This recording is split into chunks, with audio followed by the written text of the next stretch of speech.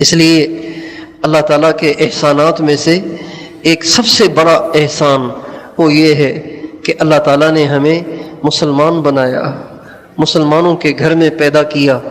یہ مسلمان ہونا یہ کوئی ہماری اپنی محنت کا نتیجہ نہیں ہے، یہ کوئی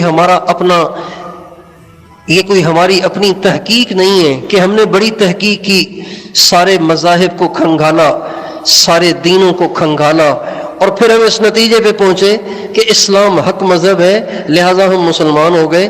ایسے نہیں ہے، بلکہ چونکہ ہم مسلمان ماں کی گود میں پیدا ہوئے، مسلمان باپ کے گھر میں پیدا ہوئے، اس لیے ہم مسلمان ہیں۔ اگر ہم کسی عیسائی کے گھر میں پیدا ہوتے تو عیسائی ہوتے، کسی ہندو کے گھر میں پیدا ہوتے تو ہندو ہوتے، کسی اور کے گھر میں پیدا ہوتے تو وہ ہوتے۔ تو یہ اللہ تعالیٰ کا محض فضل ہے، اس میں ہمارا کوئی کمال نہیں ہے۔ اور دوسری بڑی نعمت اللہ تعالیٰ کی ایمان کے بعد وہ حضرت محمد صلی اللہ علیہ وسلم کی امت میں سے ہونا ہے۔ حضرت محمد صلی اللہ علیہ وسلم کی امت میں سے ہونا یعنی اس جماعت میں سے ہونا، اس جماعت میں سے ہونا، اس جماعت میں سے ہونا کہ جس جماعت کا جھنڈا اور جس جماعت کو لے کر چلنے والے اور جس جماعت کو گائیڈ کرنے والے، لیڈ کرنے والے قیامت کے دن وہ حضرت محمد صلی اللہ علیہ وسلم ہوں گے۔ اس کو بھی اگر دنیا کے لحاظ سے دیکھیں گے تو بظاہر کوئی فرق نہیں ہے۔ موسیٰ علیہ السلام کے لوگ بھی، موسیٰ علیہ السلام کے امتی بھی اسی طرح کھاتے پیتے اور کام کرتے اور مزدوریاں کرتے اور محنت کرتے تھے، اور ہم بھی اسی طرح کر رہے ہیں۔ یہ نہیں ہے کہ ان کو کوئی فوقیت حاصل تھی یا ہمیں کوئی فوقیت حاصل ہے۔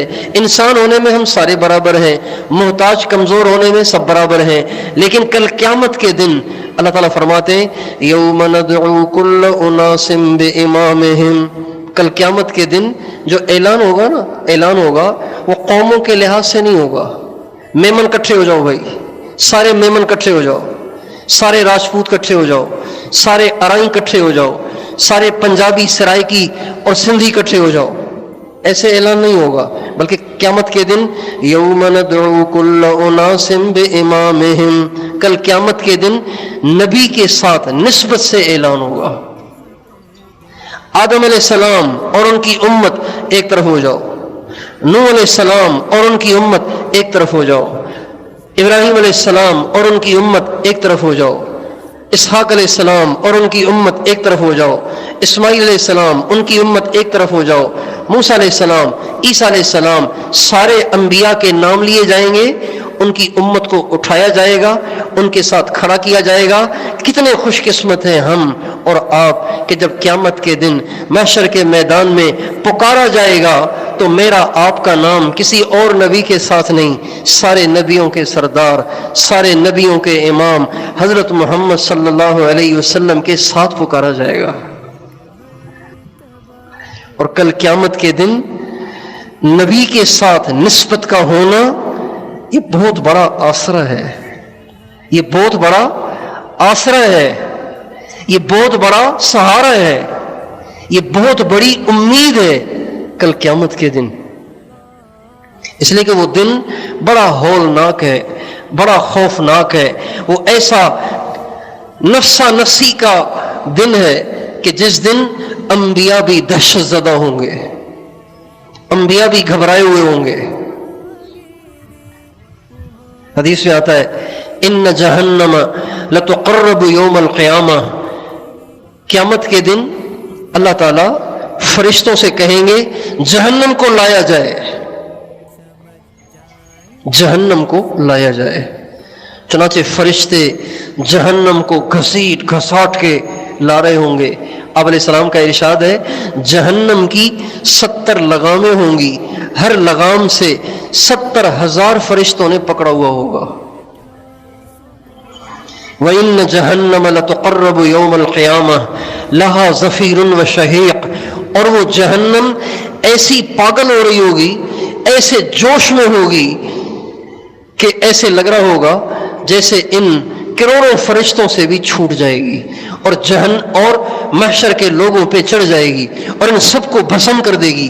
ایسا اس کا حال ہو رہا ہوگا. چیخ رہی ہوگی, چلا رہی ہوگی. جب اس کو اللہ تعالیٰ کے سامنے پیش کیا جائے گا تو تو حدیث میں آتا ہے زفر زفرتن, جب اسے پیش کیا جائے گا تو وہ زور سے سانس لے گی, سانس لے گی. اس سانس سے چیخ کی آواز آئے گی, اور اس چیخ کی آواز میں اتنا خوف ہوگا, اتنی دہشت ہوگی کہ آپ فرماتے ہیں لم یبق نبی ولا شہید ولا صدیق الا جثا علی رکبتیہ ساقطا.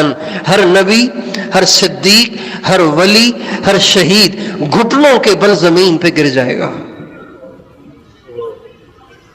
ایسی دہشت ہوگی, ایسا خوف ہوگا.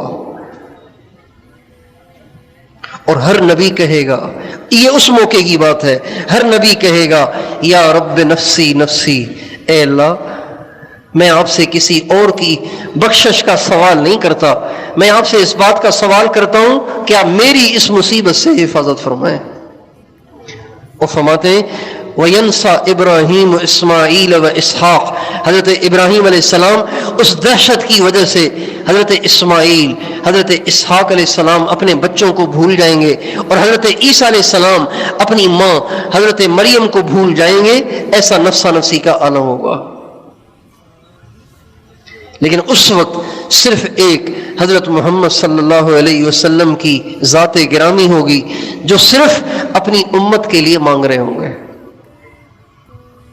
اور قیامت کے دن اللہ تعالیٰ اتنے غصے میں ہوں گے, اتنے غصے میں ہوں گے کہ کسی کو اللہ تعالیٰ سے بات کرنے کی ہمت ہی نہیں ہو رہی ہوگی, اللہ تعالیٰ کے سامنے پیش ہونے کی جرت ہی نہیں ہو رہی ہوگی, اتنے غصے میں ہوں گے.